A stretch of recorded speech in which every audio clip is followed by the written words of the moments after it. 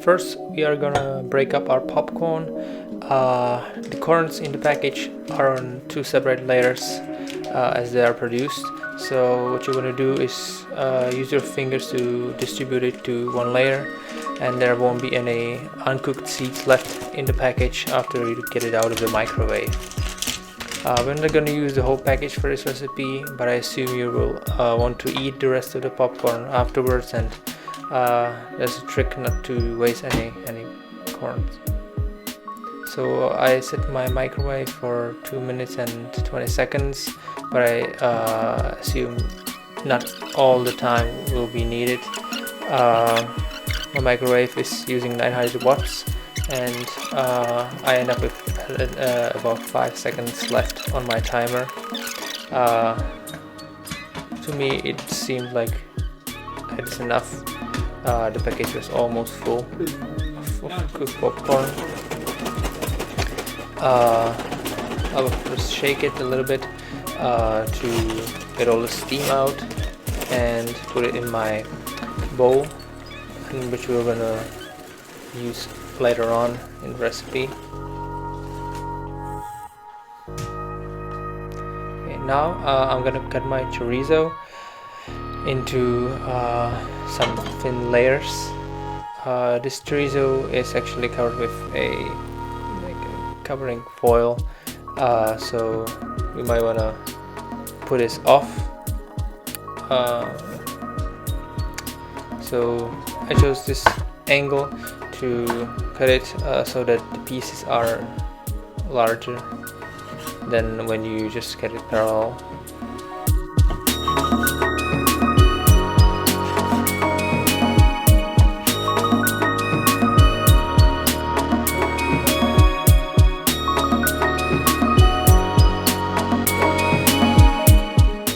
I'm gonna actually put my pan on a cold electric cooktop and put my chorizo in the cold pan. What this will do is actually it will render the fat out of the chorizo, which you couldn't do on a steaming hot skillet. So you always want to start with a cold pan. Now I'm actually putting the masala spice into my popcorn and shaking it a little bit just to cover it up, cover all the pieces with the masala spices. Also, you want to do this while your popcorn is still hot, because otherwise the spice won't stick enough to the popcorn pieces. Now I'm gonna just spread butter on my toast. What you want to do is actually spread it evenly across the whole toast so that it will brown better.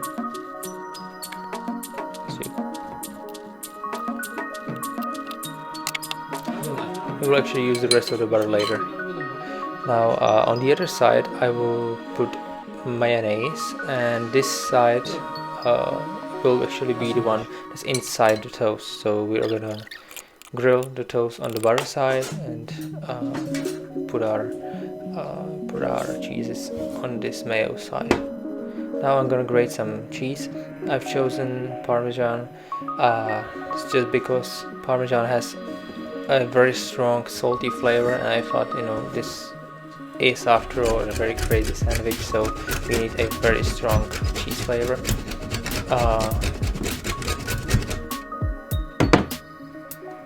Another cheese I use is a blue cheese, a gorgonzola, and also just a few slices of Gouda.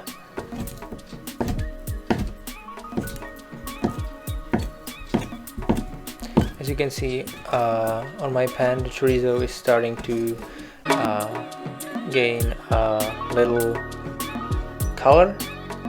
It seems wet, and that's actually the fat coming out of the inside of the chorizo, and it's starting to render.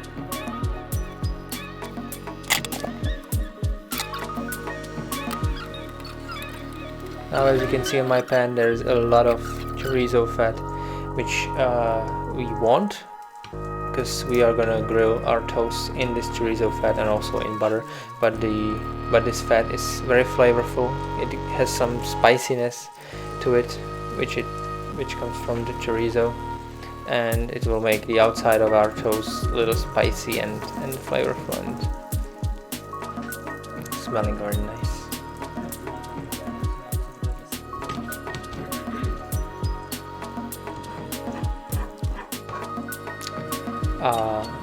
During the cooking process, I decided that I actually want to cut up my chorizo into some bite-sized pieces, since these whole chorizo cuts won't actually mix in well with the popcorn, which we're going to do later. So I wanted to cut it up in very small rectangular pieces.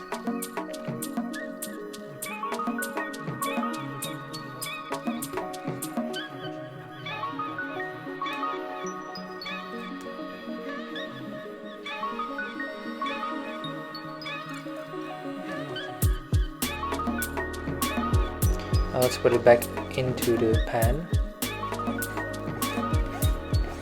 and not waste any chorizo fat.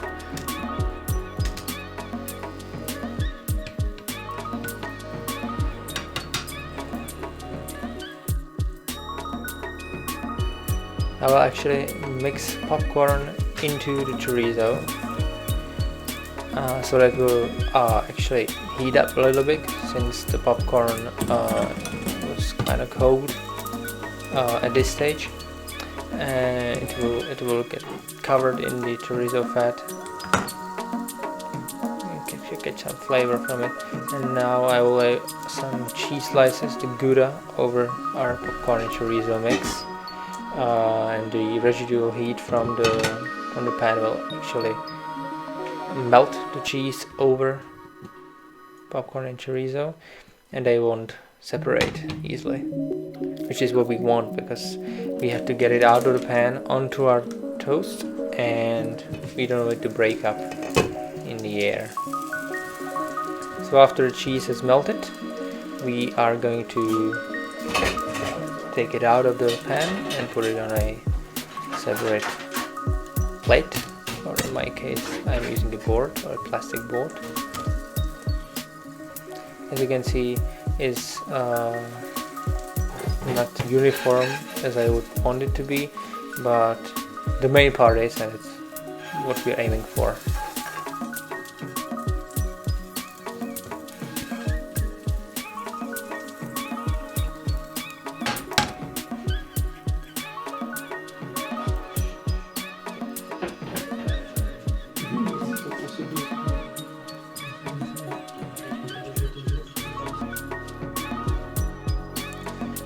Now we have our board ready, and we're gonna use this kind of like flip technique to actually stick our mix to our toast. I'll flip it and it will hold on to it pretty well.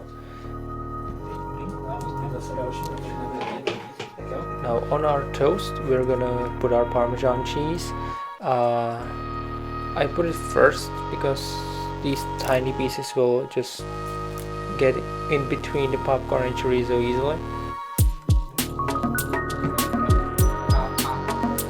Beware that Parmesan is not a melty cheese per se, so even though I put a lot of it inside, I don't really expect it to melt, but I just expect it to give me flavor, and it did. It's rather salty, and there's a bold flavor after all.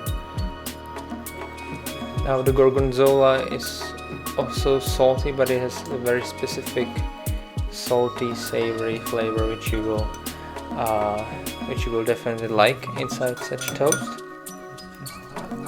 I spread some butter over our toast because I assume the original butter spread dried out a little bit, so I wanted some fresh butter layer before we put it on our pan.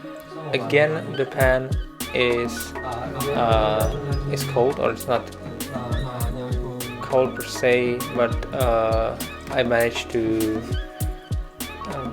cool it down a little bit, because we want the grilled cheese to begin at a very low temperature and slowly build it up, which will actually give us a very even grilled layer on our toast.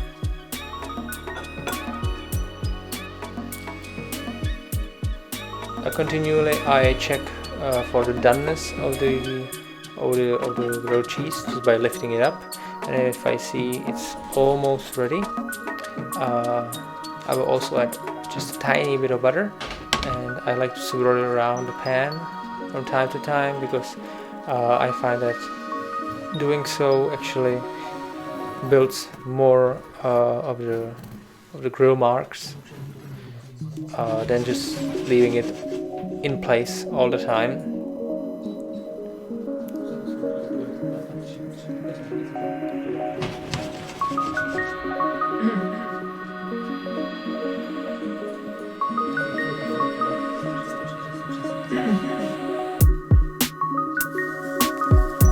As you can see, I flipped it and it's browned pretty evenly. It's looking very nice.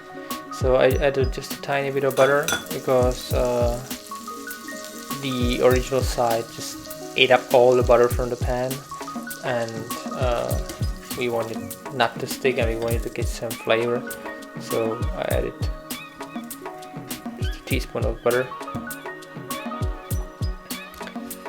Now we're gonna repeat the process. I have to warn you, the other side of the toast will cook much faster than the other one, or than the original one actually. So you have to continually check it and continuously make sure that you don't have a grilled or burnt grilled cheese. Serve it. I just took some wooden board to present food somehow.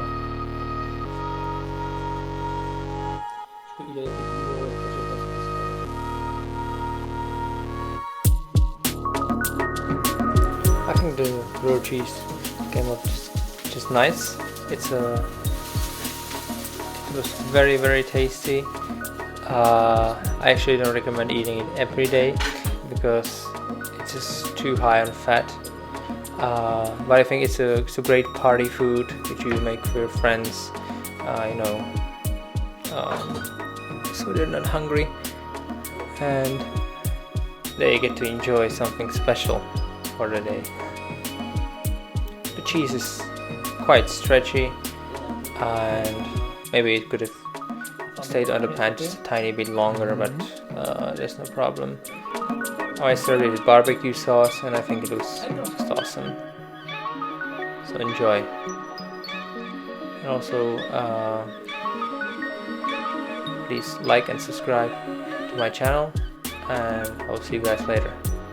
Bye.